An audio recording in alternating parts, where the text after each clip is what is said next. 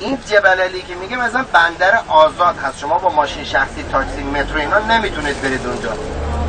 اگر میخواید ازن میخواید زمان فروشگاه زیاد بزرگی نیست، همه برندن و اصلا نزن، ولی قیمتاش خیلی از بازارهای اوتلت هست. ازن اوتلت اگه کسی میدونه ای بابا ما میگه جبللی میگه ابن بطوطه همه چی داره اشتباه میگه. آره دیگه همه برنامه‌مون میریم ازان. ما این برنامه خرید برای مسافر، چون اینجا خرید نیست تو برنامه‌مون. اگه بعضی موقع مسافرامون میخوان خرید کنن اینو بهش اضافه میکنیم ازان. اوکی میریم. اوکی جبللی هم داره. خب ازان الان خودمون وارد خط دوره شدیم، الان میخوایم بریم. آره الان میریم زیر آب.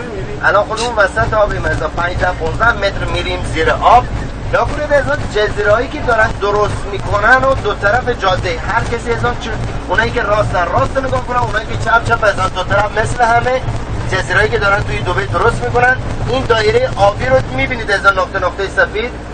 این از سیاست خود حاکم دبی شیخ محمد بن راشد آل مکتوم بود که تمام پولدارترین شخص هر کشور رو تو دنیا رو بیاره اینجا. 229 کشور تو دنیا قرار داره، 229 تیکه شبیه کره زمین در آوردن، هر تیکش نمای کشور از دنیا و برای پولدارترین شخص هر کشور فروخته میشه. اسم کسی رو نمیبرن ازن برای امنیت جان و مال و هیچ کدوم هم جاده بهش وصل نمیشه، فقط با هلیکوپتر و قایق میتونن برن اونجا ازن. شیخ محمد هم حاکم دبی هستن و 63 سالش هست، پروفسورای معماری داره، بیشتر درسش در ایران خونده و بقیه درسش در انگلیس. یه قصری تو ایران توی شیراز هم دارن ازم. و بهتون بگم که الان حاکم دبی هستن.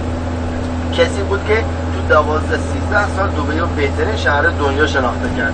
این از بچه توضیح دادن که اینا نبودن اون موقع. خب از الان خودمون داریم وارد هلال دوره میشیم. الان خودمون 6 کیلومتر تو دریا هستیم و رو برای خودمون دریای خلیج فارس یعنی پرشین گالف هست و ایران الان دست راست خودمون قرار داره.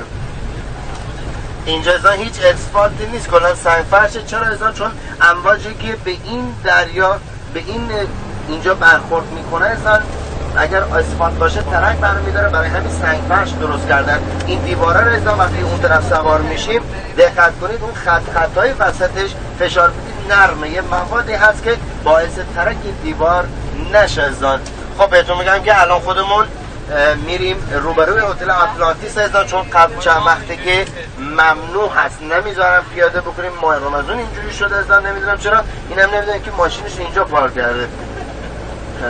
خب بهتون بگم که الان میریم از آن نگاه کنید، چون اینجا جریمه میکنن. واقعا یه دفعه یکی از راننده‌هامون 4000 درهم از آن جریمه شده، به پول ایرانی 4 میلیون تومان از آن. این طرف خیابون خودمون پیاده میشیم، پخش کسی نیست از آن. عکساتون بگیرید، عکساتون هم همه پخش مخصوص فیسبوک از آن. لاخورتون زیاد میشه، خودتون میدم از آن. عکساتون که این طرف گرفتید، ماشین که اومد اون طرف از آن همه دیگه سوار شدن. چند تا عکس که این طرف گرفتید از اون طرف بیایید از اون عکساتون هم بهتر هم میشه تا ماشین میاد. پرچمی که روبرو هتل آتلانتیس میبینید 4 رنگ امارات، 2 رنگش سفید و قرمز پرچم دبی هست ازان. یک هفته اصولا لیجو گفتگو با پورا پگمن گاو ماری کنید. بفرمایید ازان.